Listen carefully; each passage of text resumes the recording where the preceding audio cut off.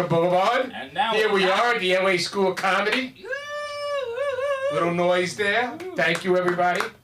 Well, this is a very solemn day. Yet another political assassination in America. Oof. Yet they say that this one was a professional job. I wonder where Mondami and AOC got the cash from.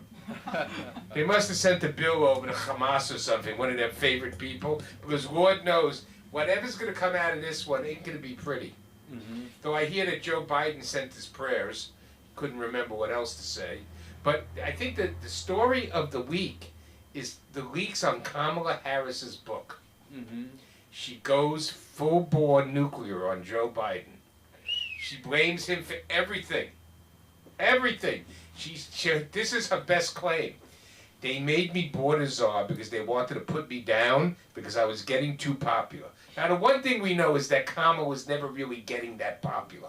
Maybe as opposed to, oh, I hate Trump, I'll vote for Kamala. Or some woman walking around the street saying, oh, I'll vote for Kamala. Oh, yeah, she trashes Joe. Says it was reckless of her. Reckless of her not to convince him not to run. It's amazing how all these books come out where everybody says, not me. Yeah. But it's never anybody else, you know, it's always them. So, you know, you get a kick out of it after a while. The Kamala Excuse book, you know, I don't want to buy it. Mm-hmm. So I have a solution for everybody. I don't know how many of you are young enough to remember or old enough to remember Abby Hoffman. No, yeah. Nope. Other than the Democratic corner. All right? Abby Hoffman's book was called Steal This Book. He encouraged everybody to steal his book. He already got his advance. He can care less. Kamala would care less either. The only way I'm going to buy that book is if somebody turns it into a samsadat. You know what a samsadat is? All right. In communist Russia, old school, Stalin, that time, people used to only be able to get mimeograph copies of books. They would have to do self-publishing. So that's the only thing I'd buy in a Kamala book. Samsadat. Let somebody rip apart the pages and scan them in and send them to me. I ain't paying to listen to her shit.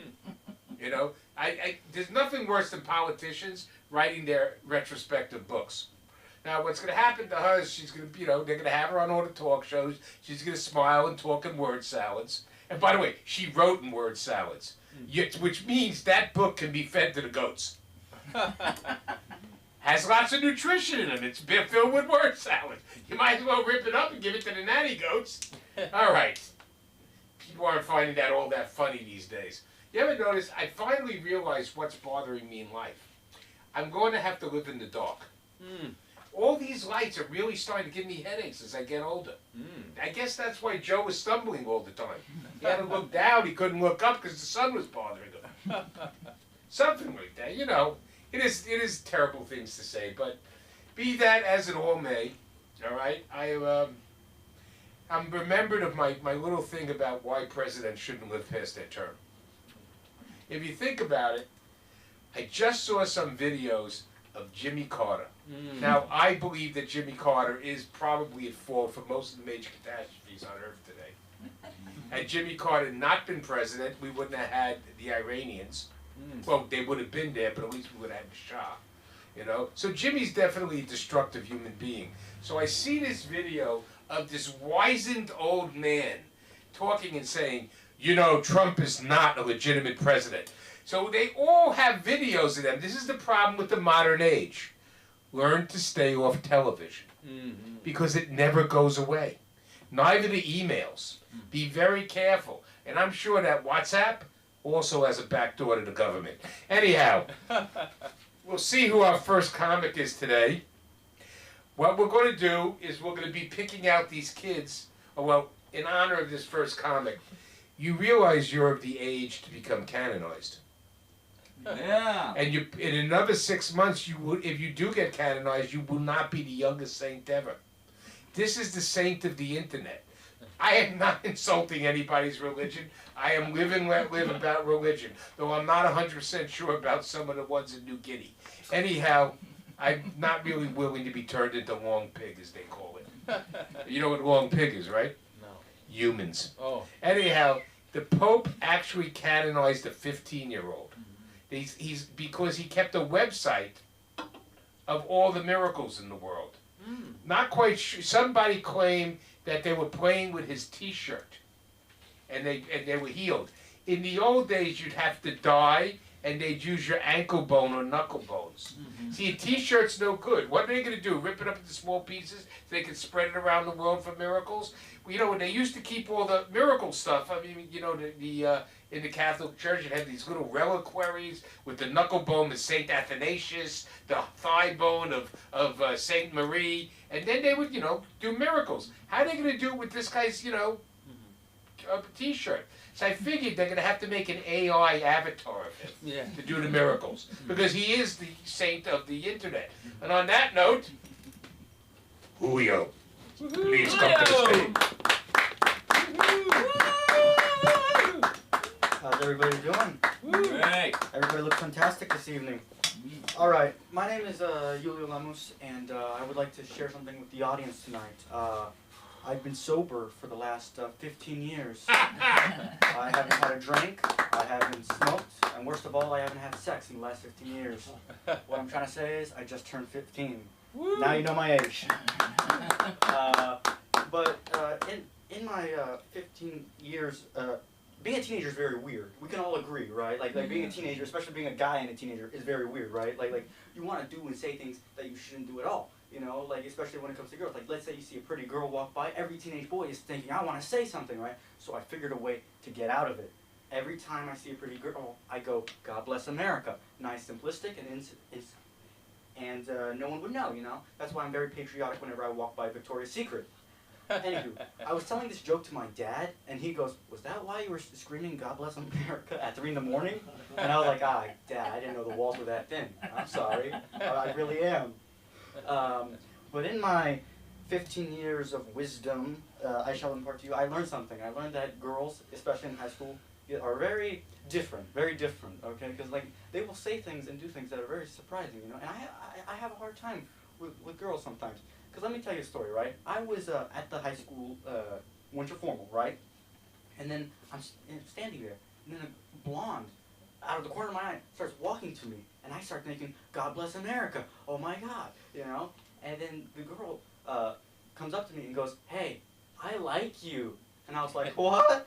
And she goes, I like you. I thought she was pulling my leg. I turned into Robert De Niro from Taxi Driver. I was like, you talking to me? You talking to me? You want a piece of me? I really did wish she wanted a piece of me. I mean, Jesus Christ. But no, I got her name, and we started hanging out. Her name's Lorraine. And, you know, we became friends very quickly. I mean, we had a lot in common. We liked the same movies. We liked the same books. You know, we even wear the same boots. It's creepy at times, you know. And I go, Lorraine, I think we should start dating. It would just make sense, right? You know, like it would all make sense. You go from friends to relationship, right? And then she goes, well, Julio, you're tall, you're funny, you're smart, you're good looking, but you don't give me butterflies. You don't give me butterflies. And I went, butterflies? Butterflies? I went to my dad and I said, Dad, one time I went to my dad and I told him, Dad, I think I'm feeling butterflies. You know what he told me? No, you're not, son. You have appendicitis. Let's go to the ER. Okay, come on. Butterflies, get out of here. Now in math class, I'm not focusing on math. I'm outside looking for caterpillars, okay? I mean, one of these days, I'm just going to show up to her just with like a burlap sack, just open it up. It's going to be a bunch of butterflies. I'm like, I got you butterflies. Granted, 3 of them are moths, but I got them for you. All right? She'll probably watch this, you know, with her parents. You know, but I asked her, Lorraine, what's your type? And she goes, oh, I like a bad boy. And I want a bad boy? Really? Well, how do you know I'm a bad boy? Yeah. I'm a political bad boy, okay? Now, you may be wondering what's the difference between a normal bad boy and a political bad boy? Well, a normal bad boy would do something like, let's say, underage drinking, right? Well, a political bad boy, we don't play around, okay? We do underage voting, all right? And then I asked her, well, what other types of guys do you like? And she goes, well, I kind of like a Clark Kent vibe. And I'm like, that's just me. I have dark hair, blue eyes, tall. But the only difference between me and Clark Kent is Clark Kent looks good with glasses. When I wear glasses, I look like Rachel Maddow. I mean, it's not good. It's not good at all. You know, speaking of girls, I was watching TV the other day, and my dad came up to me and says, son, have you heard about that new Sydney Sweeney commercial? And I was like, are you kidding me? Every teenage boy in America has heard about that Sydney Sweeney commercial, okay? I mean, I have a poster of her in my room at this point now, okay? Every boy in high school is saying, God bless America. I mean, geez Louise, you know? You know, I realized something, because I go to Catholic school, you know? I know what you're thinking, you're probably right, you know? But I go to Catholic school, and I went to Mass the other day, right? And I realized something about Mass. Mass is an awful lot like marriage. I mean, geez Louise. I mean, there's one guy holding the conversation, telling you what you did wrong the last week, and then they start asking you for money, and you're thinking, I gave you money last week, where'd that money go? And then when all this is going on, you're thinking, I should get some breakfast after this. I mean, it's 11 in the morning, I can't handle this, you know? But in Catholic school, you know, we all have to wear uniforms, right? You know, like, and we all have to. I realized I was watching the news, right, and they were saying something about gangs, right? Saying, oh, certain colors means you're in a gang, right? And one of the colors they said was khaki. Now, in my Catholic school, we all wear uniforms, and we wear khaki pants. Does that mean I'm a part of a gang? I think it does, quite frankly. Yeah, I'm part of the Catholic school gang, okay? What do we wear? We wear cardigans, okay? You know, instead of bandanas, okay? Instead of rap music, we listen to Gregorian chants. I mean, we don't play, okay? Instead of shooting up a place, you know what we do? We throw holy water at you. Come try with us, you know? We'll use the Holy Spirit as our weapon. But I have my mom in the audience tonight, and whenever you have your mom in the audience, don't applaud. Whenever you have a parent in the audience, you're always thinking, man, don't make any jokes at all, okay? Like whenever your parents say, I'm going to be there, I'm like, okay, I got to change all my material now.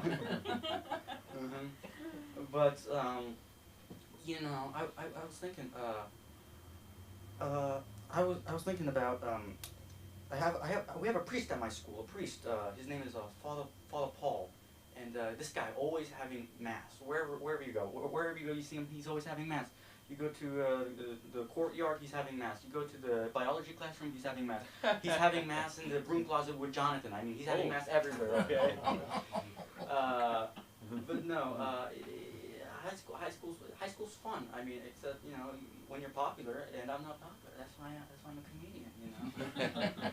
No, but I recently left the cult. Now I know what you're all thinking. Did he leave the Catholic Church? No, I left the theater department. I mean, geez, it took me a while. Yeah. No, but they asked me if I wanted to rejoin the theater department this year.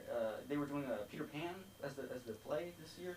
And I was like, I'll only do it if I get to be Peter Pan and wear the tights. They would not let me do that, so I was like, okay, I guess I'm not coming back, you know.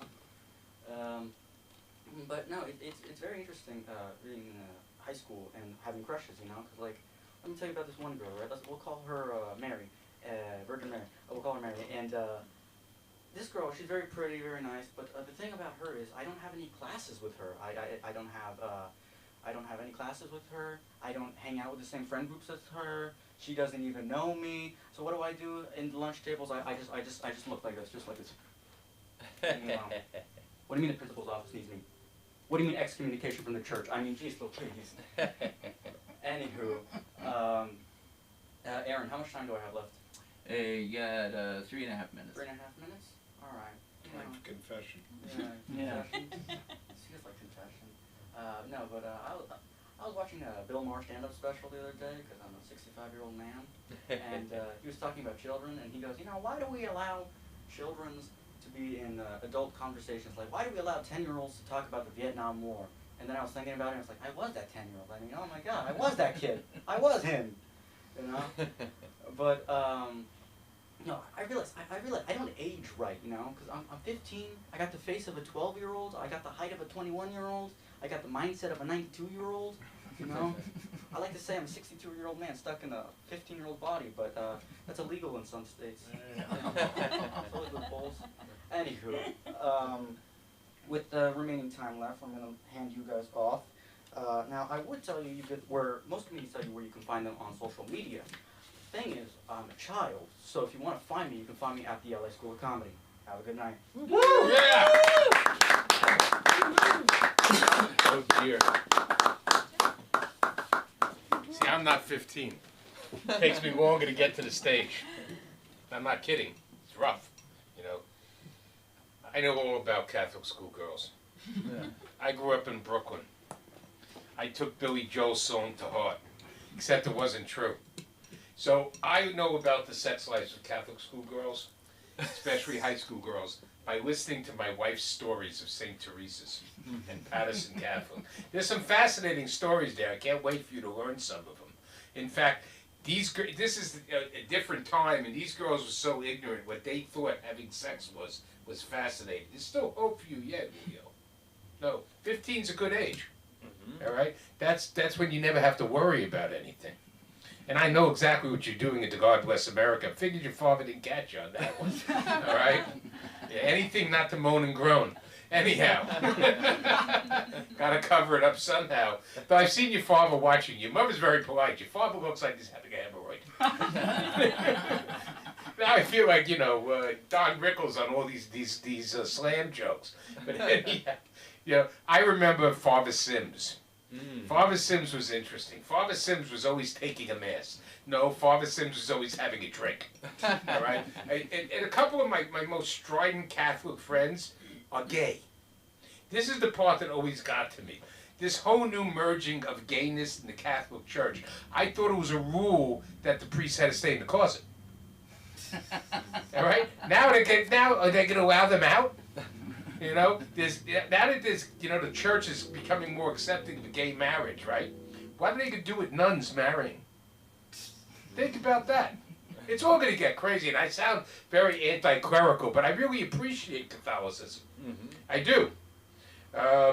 It was always a very interesting religion growing up in my neighborhood, because you never knew what was going to happen. I grew up in a strange neighborhood in Brooklyn, but we won't talk about that so much, because I was just thinking that was a terrible pathway to take. Instead, I'll make you even more depressed. Oh boy. Tomorrow is 9/11. Oh. And you look back, you talk about the Vietnam War. I'm pretty sure you weren't alive when 9/11 happened.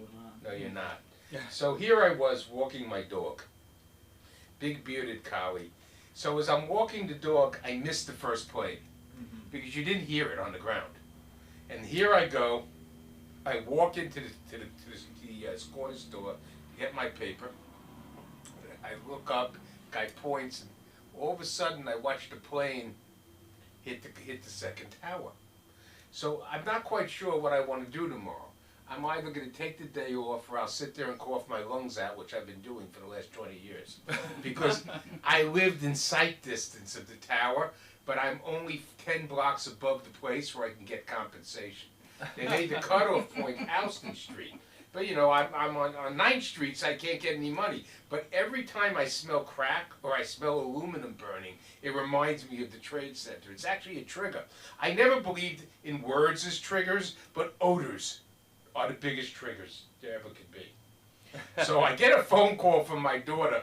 You better call Mommy, she just dumped out of a cab. And we don't know where she went to. They were heading in an Uber to New Jersey. So I said, Cinder, what happened? Until they finally came out with the real story.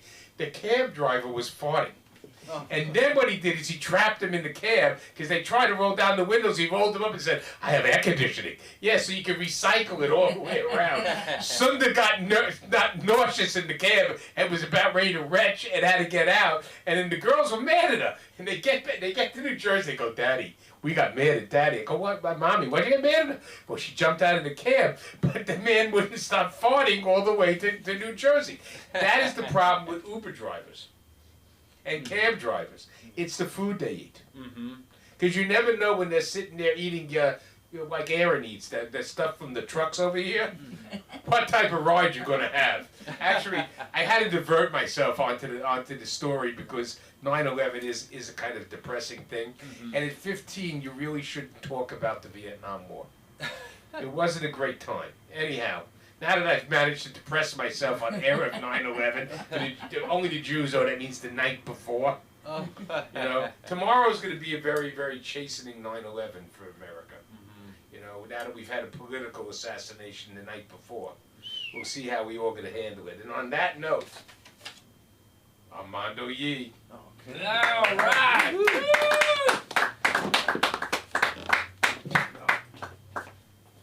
Okay. Julio, excellent job. Thank you. Good evening, ladies and Good gentlemen. evening. Good evening. I've said this many times. I love saying a good evening. And I know a lot of people don't say it anymore. And some people do look at me like I'm about to sell them a coffin when I say good evening. Yeah, it's not a greeting anymore, it's a red flag. You say good evening in a dark parking lot, you immediately become a suspect on Dateline NBC. Yes, it's not a... Most people expect, hey, how you doing? How's it going? They don't expect some sort of Victorian ghoul to pop out saying good evening. I gotta tell you, I like the way it sounds. I think it sounds classy. Ordering at a drive-thru, I don't say, hey, I'll take the chicken McNuggets, the cheeseburger, and the McFlurry. No, I give it the good evening. I'll take 12 of your finest chicken figments, a lush malt, and a duet of Bouvet medallions shrouded in a dairy veil. I think that's cheeseburger, fancy way to say it. But it elevates the McDonald's to a little fine dining, if you will. It does get a little tricky with the ladies. I will say, you come up to the ladies and you say good evening, and they look at you like, why does this guy sound like he's about to suck my blood and say, welcome to my haunted house. Would you like to see my dollhouse?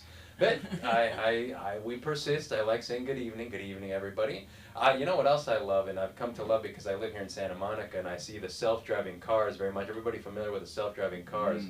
I love the self-driving cars now. They have turned road rage into therapy. No, seriously, before, you used to lay on the horn on somebody, and so the person you'd ruin their whole day. They'd yell at you, they'd flip you off, they'd chase you 3 miles down the freeway, 3 exits down the freeway. Now, you can lay on the horn for 20 minutes, and the car is just like, thank you for the feedback. Updating software. Updating software. I got cut off by a self-driving car the other day. I honked so hard, then I realized there's no one inside. I felt like I was yelling at a vending machine that stole my dollar. That's how I felt. And at that point, I wasn't even mad anymore. I was just emotionally bonding with a robotic machine. That's what I was doing, emotionally bonding with a robotic machine. But I will say this, the best part about the whole thing is that there's no awkward apology at the red light. If somebody that happens to you, you catch up to the person at the red light and you don't have to roll down the window, give them the awkward, sorry, excuse me, I'm just going through a bad day, I'm going through something. No, the car just gives you kind of the windshield wipers turn on, like saying, kumbaya, brother, kumbaya. There's nothing, don't worry about it. But in all honesty, I have paid hundreds of dollars for therapy sessions. Now I just tailgate a Waymo and scream at it. A lot less expensive and much more effective. Yes. This is when I realized that self-driving cars really are becoming self-driving. They are driving me right into emotional rectitude. Big word, emotional rectitude, yes. Thank you very much, ma'am, for stepping outside to take the call. Having said that, I will say, why don't we go back to, I like saying good evening. You know what else I like to say? Good morning. I like to say good morning. And now these days you say good morning, and you think it's a good thing you're saying good morning, but no, you say good morning, and people they look aghast like you insulted their whole entire family. Here in America, you say good morning, and it's a positive thing. And in Mexico, you say buenos dias, and you say, oh, buenos dias, good morning. You get the coffee. Oh, here's a coffee. Here's a pan dulce. Here's a little pastry. Here's the entire breakfast platter with a buenos dias. But no, here in America, good morning, it's almost like a threat. Like, good morning, I'm in a much better mood than you are, and I dare you to do something about it. So it's interesting cultural differences. I also like to say good morning. My name is Armando G, and a lot of people say Yi. Well, you don't look like a Yi. What is that? Filipino, Chinese, Korean. I'll tell you, it's Chinese. My father is 1/4 Chinese. My mother's Mexican. And of course, that makes me 100% confused, especially when people ask me, what kind of rice do you like? Well, love it all. Like white rice, brown rice. I've said it many times, the most Chinese part of my body is my brain. Yes, yes, yes. My brain allows me to calculate how many tacos I can eat before I pass out. Also allows me to calculate how much free chips and sauce I can get before they start charging me. Yes, I do want to make that calculation very early on. I was born and raised in San Diego, California, but I grew up in Tijuana, and I had to cross the border every single day. And having to cross the border every single day, you become bilingual very quickly. Yeah, I learned Spanish, English, and Border Patrol small talk. Yes, Border Patrol small talk. It is real, and you coming across the border, this is some of my earliest English memories. Officer knocks on the window, says, anything to declare, and I remember saying, oh, no declaration. These are some of my very first English words. No apple, no mango, no banana.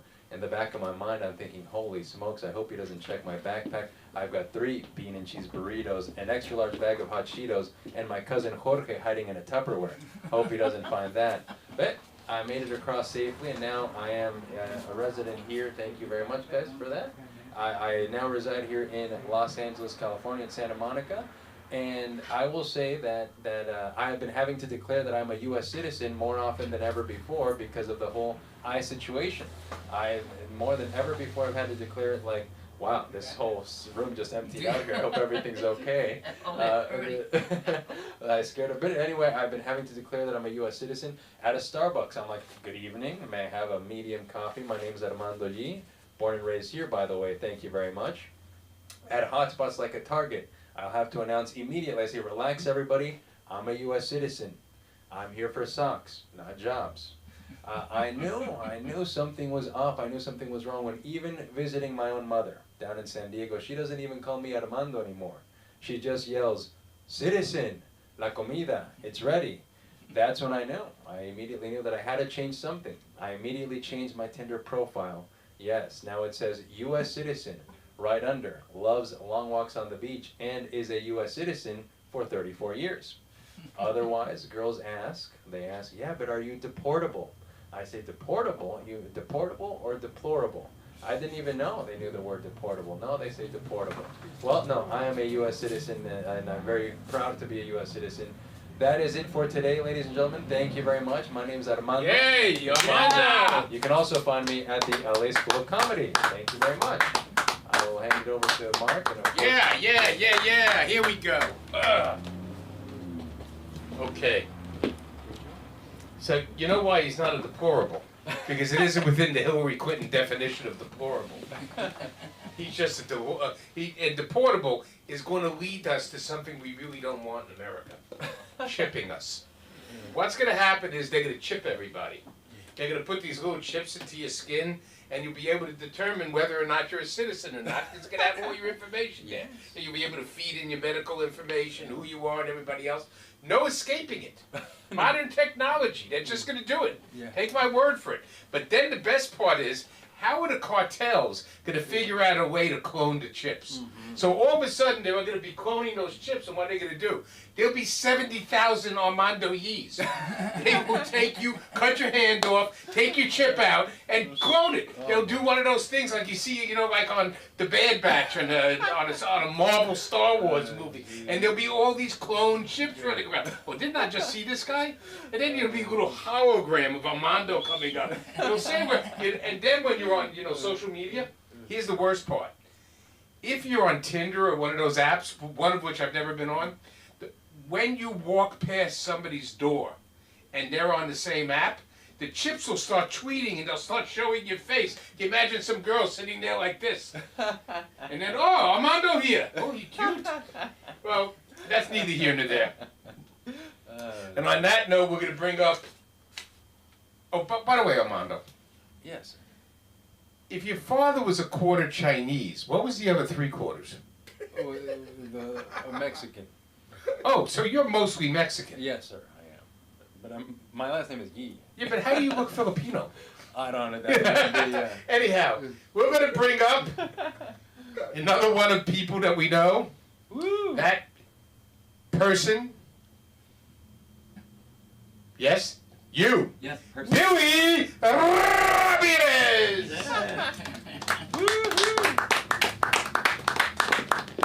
Excuse me. Thank you very much. Let's see. It's good timing on that Jimmy Carter mention because I've realized that I don't ever want to reach my 80s. He was evil. Well, just bear with me, right? This comes from a place of deep insecurity, but please bear with me. Yeah, you know, it's like I don't do political humor, but it just what I've learned from just paying attention to politicians, like I don't want to be 80. Like they say that getting old is privilege, but they don't say how old is too old. You know, that's the thing, and I don't know. It's to me, 80 seems like it seems like a lot. It seems really old. Like 80 seems old. Oh my God. Like 78 seems old. Like for example, earlier this year, legendary sportscaster Greg Gumbel passed away at the age of 78. Okay, and the New York Post ran a story with the headline, "Details are limited, but so and so blah blah blah. Greg Gumbel has passed away at the age of 78." And I thought that was very unnecessary because when someone dies at 78, we have all the details we need, right? You know, it's like they didn't die due to head trauma in a kickboxing tournament. They didn't die crashing their motorcycle trying to jump it over the Red River Canyon. You know? They didn't die getting gunned down by a cartel because they were a drug mule or anything like that. You know, like they died because they were 78. You know, and I'm still working on this. Let's see. And, you know, it's, if I ever reach my 80s and have to wear a diaper, like, at least give me a boob to suck on. You know, something. Like, I don't know. But all right, but here, just keep in mind that, like, I don't think I'm going to reach my 70s anyways. I think my childhood trauma is going to manifest itself into some sort of fatal heart attack at 56 or so. So, I don't know. We'll see how it goes. But if I reach old age, I want to check out in my 70s, not in my 80s. Because in my 70s, it seems like you still got some energy. Maybe like you go to bed looking forward to maybe going on a bike ride the next day, and then you wake up dead. Who knows? But then in your 80s, it seems like when you wake up, it's kind of like maybe like clocking into work again. Like, oh man, another day of this. Holy Lord, you know it's.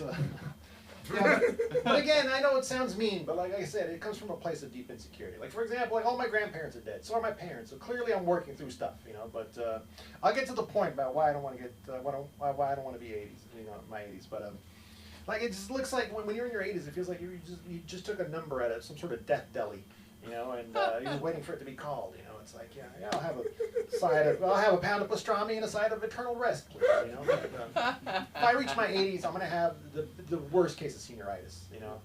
I'm gonna do all the drugs that I want to do, that I've never done before.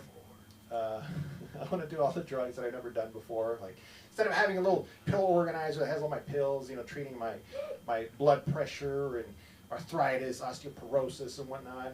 No, Monday is gonna be meth. Tuesday is going to be crack, Wednesday is going to be MDMA, PCP, Thursday, I guess, PCP looks like it might be fun, you know. Plus, it'll give someone else a story, you know. It's like oh man, you know, like you can't believe, like, just, on my way to work today, like some 80-year-old man just tried to carjack a dude, and he got gunned down by 17 police officers. It's amazing, but anyways, but all right, here's why I don't want to.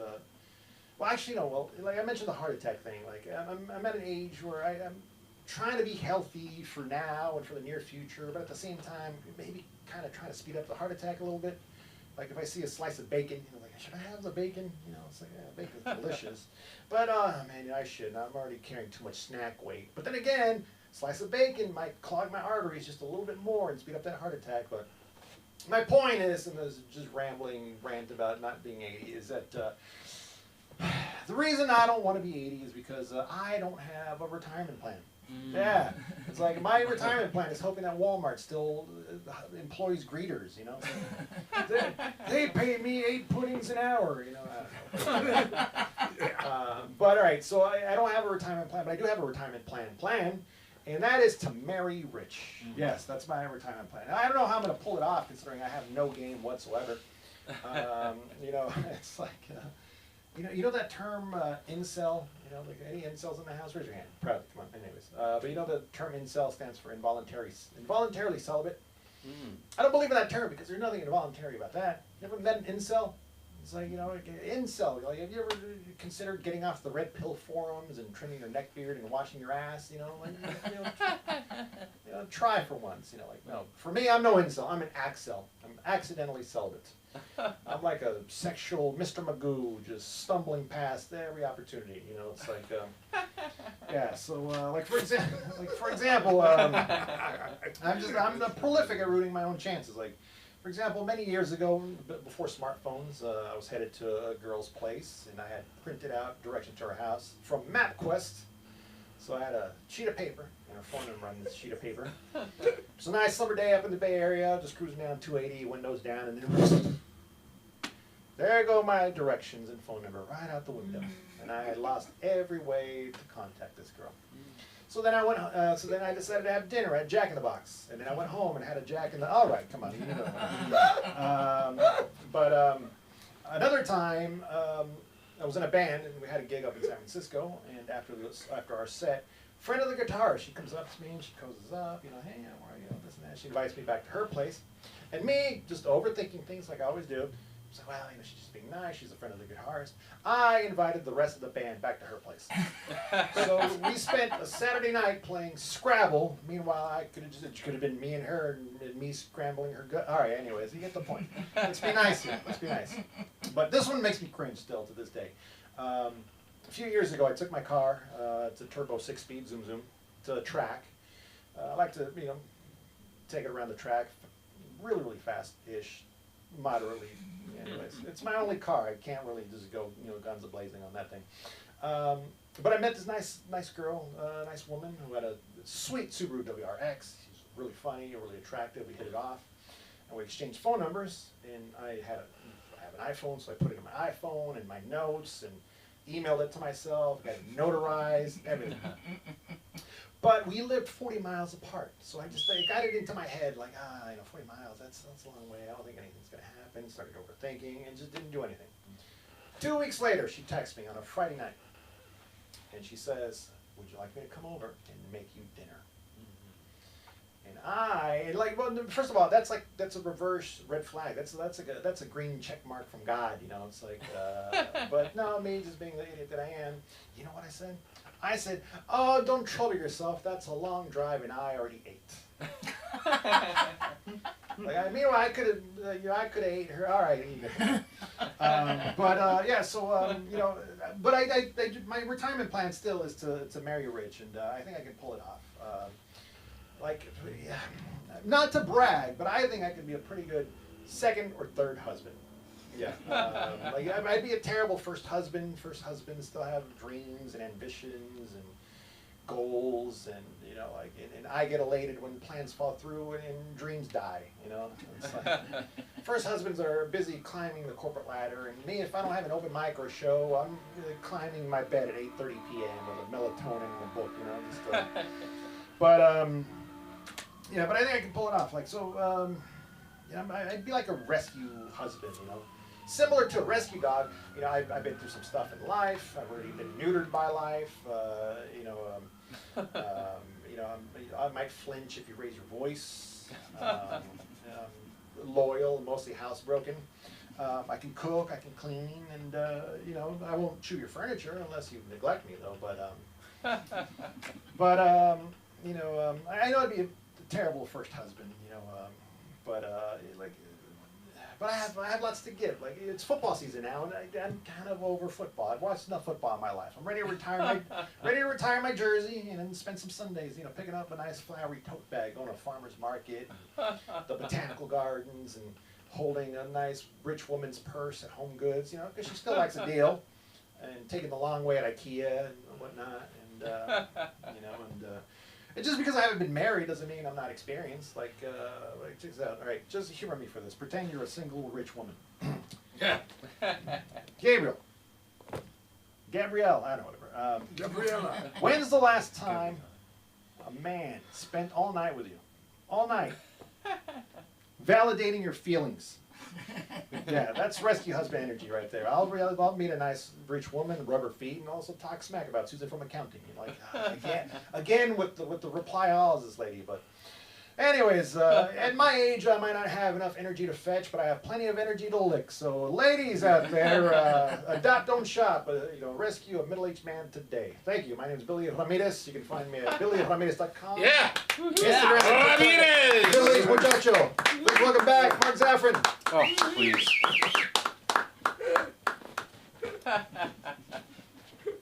Did you ever have a dream that Billy reminded me that you could revisit all the sexual opportunities you missed? Mm-hmm. Oh, yeah. Think about that. You know, and the reason Billy isn't going to have a heart attack. Oh, my God, what a list. Not with that beard. and I know it. Anyhow, talking about Billy again, you know, he reminded me of something. The reason he's not going to have a heart attack, he's not married. It's a prerequisite for having a heart attack. And I don't mean divorced. He's just not married. It takes away a lot of the stress of life. Anyhow, we're reaching towards the end of the show.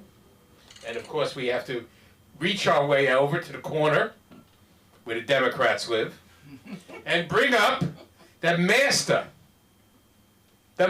of teaching, the master of drama, Aaron McIntyre. Yeah, master. Oh, yes.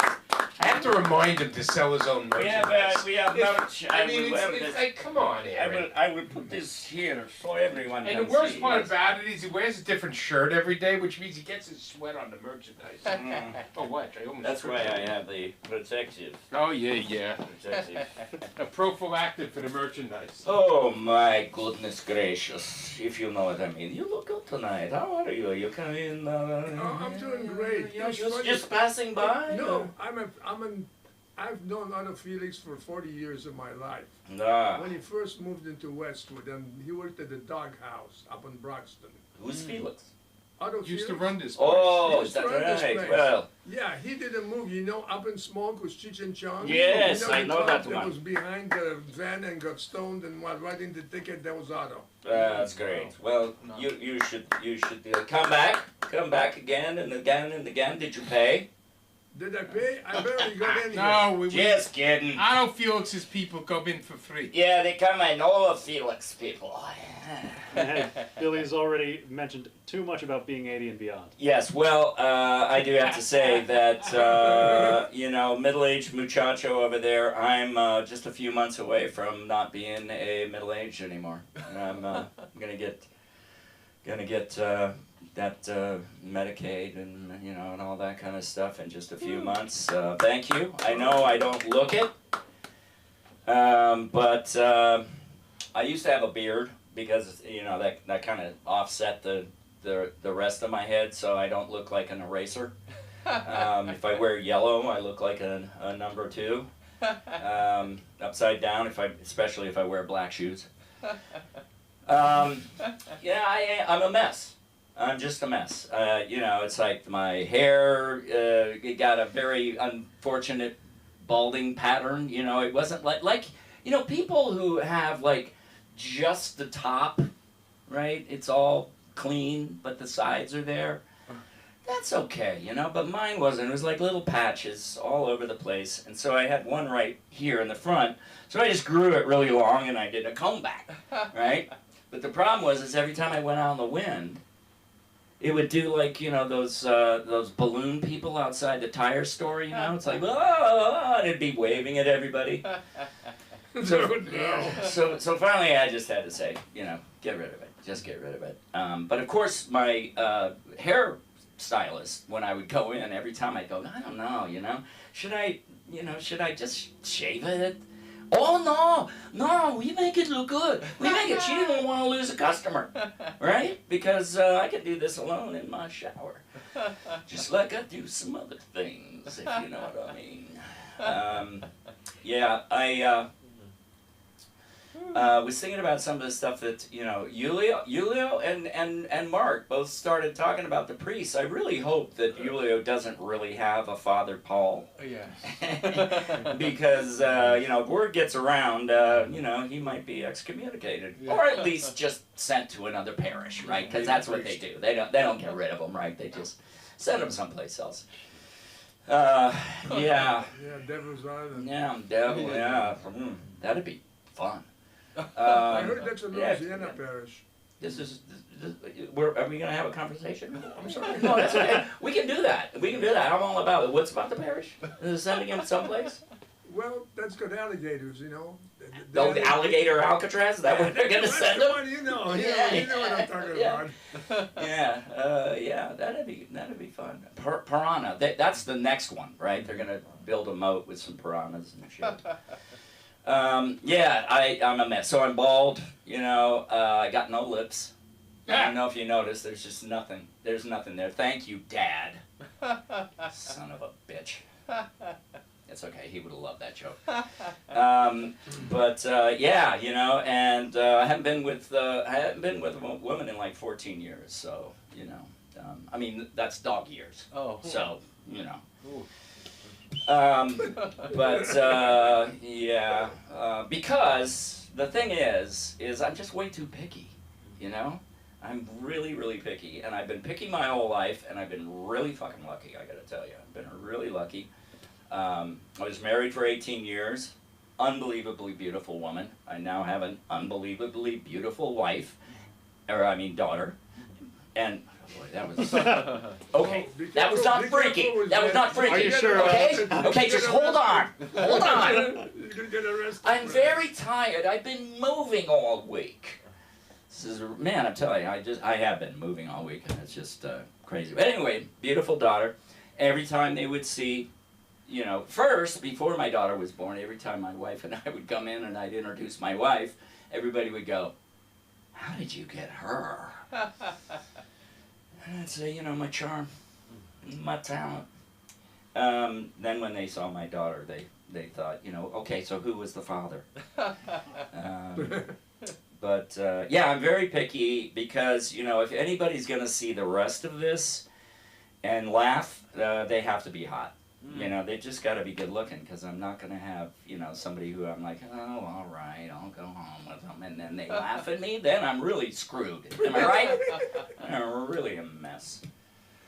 Let's hear, what else was talked about? I was, you know, it's so funny that, you know, Yulia was talking about the Catholics. The Catholics. Catholics and the Protestants are out fighting over in Ireland.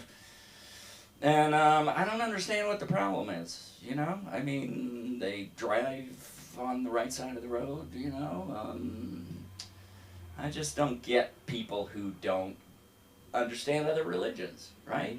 I mean, the Bible is a big book. It's really big, it's really thick. And the thing is that the Old Testament is like really huge, right? And then they got the crazy guys like Enoch. You know, Enoch was like, I swear to God, that guy found mescaline. He was doing mescaline, or mushrooms or something. But the Bible, you know, Thomas Jefferson, he actually took the Bible and cut it up and like made his own Bible. He took out all the stuff he didn't like, which I think they need to do. I think that there's a little editing that needs to go on, because, you know, with the amount of time that they talk about something and then they repeat it over and over and over and over again, if they cut all that stuff out, it'd be a pamphlet. You know, anybody could read it. Anybody could read it in one sitting. 10 Commandments. And yes, and you get all of the information you need, which is be a good person to other people, right? Now, I was going to go someplace, but I'm not, because I don't want to get. What I'm going to do is I'm just going to say, okay, I've just discovered on the way over here I'm a racist. Oh. Yeah, and the race I really don't like is the human.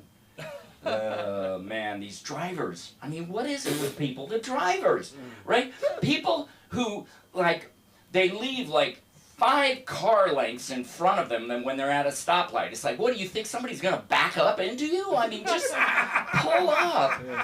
You know, because there's some people who are like they're trying to get in the lane, but they can't because some old lady's sitting there in her Mercedes sitting there.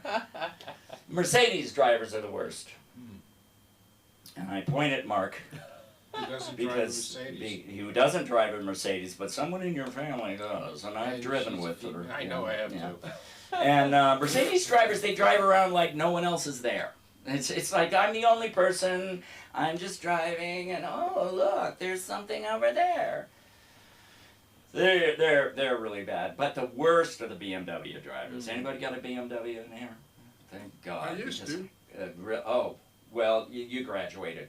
Right? You got older, you graduated. Did you graduate to an Uber? No. Anyway, the BMW drivers are the worst, and I'll tell you why. Because Okay, those kids, I was going to say, when I got older, I shrunk, so I graduated to the Niceta. Nice. I don't know what that is. Anyway, they're the worst because, you know, they drive like, look at how fast I can go, look at how, ooh, and they cut you off and something. They never use their, you know, I bet you didn't know this. The BMW manufacturers are not putting blinkers in the BMWs this year because nobody uses them. Yeah, Right? They right. don't use them anyway. They get in the way of, That's you right. know, their latte sipping or something. I don't understand it. Billy, how much time I got? 46 seconds. 46 seconds. Let's see if I can do this. So I was going to buy a microwave in a parking lot. You know, I found it on Craigslist, and so I was driving there, and I called the guy to say, you know, I'm gonna be there in just a couple of minutes, blah blah blah blah. And I pull up to a stop sign, and the other guy's at the stop sign, and he's just sitting. He was there first, so I followed the damn rules. And I was like, okay, come on. And I honk my horn. He rolls down his window and he goes, I'm on the phone. And so I hung up and he went and I met him in the parking lot and bought the microwave, and that's the end of that story.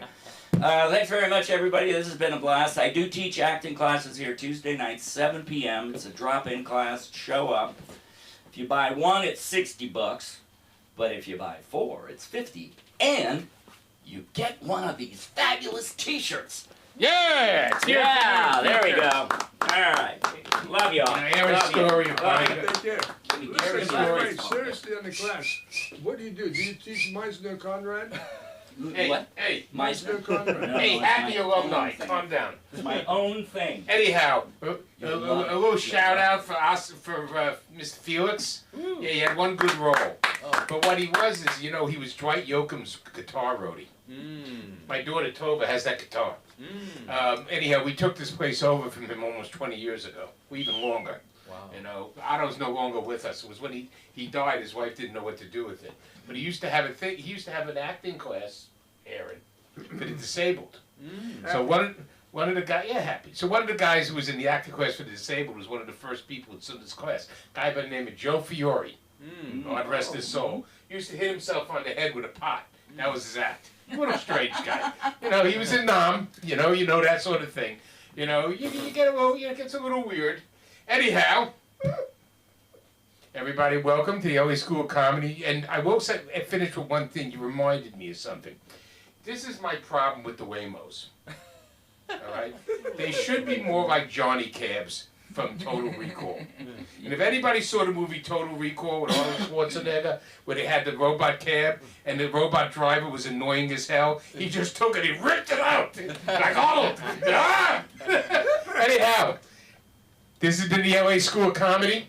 Do not forget, because he didn't tell you, Aaron has classes here from the Film Actors Cafe. Woo! Where he teaches drama. We have podcasting. We have comedy classes. We have soon will be back and you won't have to listen to me. Because I'm no comic. Yes, you And- are. Yeah, you are. I'm a corporate lawyer. I'm not a comic.